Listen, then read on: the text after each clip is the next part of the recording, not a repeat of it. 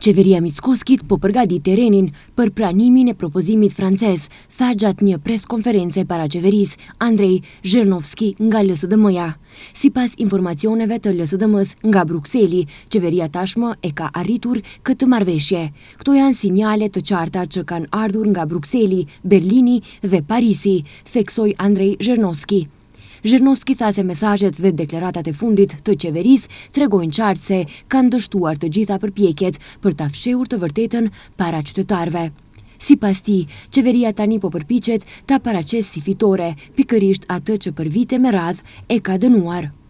Единственото нещо, що сега го прави човекот кој што седи позади мене и сите околу него, E vetmja gjë që po bën tani Mickoski dhe të gjithë rreth tij është të gjejnë mënyrën se si këtë gënjeshtër që u ashitën votuesve ta paraqesin si fitore. Po përpiqen të krijojë një strategji për ta paraqitur si sukses atë që deri dje për ta ishte gënjeshtër dhe tradhti e madhe.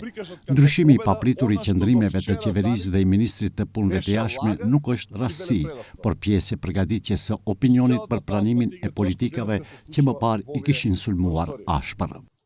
Kundërpërgjigjja erdhi nga Ministria e Jashtme.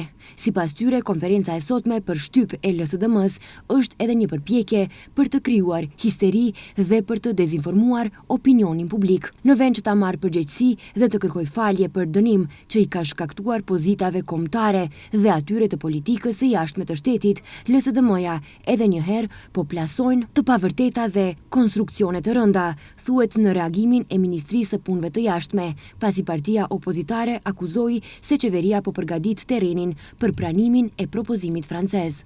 Sipas Ministrisë për Punë të Jashtme, pretendimet për ekzistimin e një marrëveshjeje të fshehtë ose negociatave sekrete janë vetëm një tjetër trillim në vargun e dezinformatave që LSDM-ja ia servon opinionit publik. Fakt është se institucionet komunikojnë rregullisht me vendet anëtare të Bashkimit Evropian, me institucionet evropiane, me Bullgarinë dhe me partnerët e tjerë ndërkombëtar.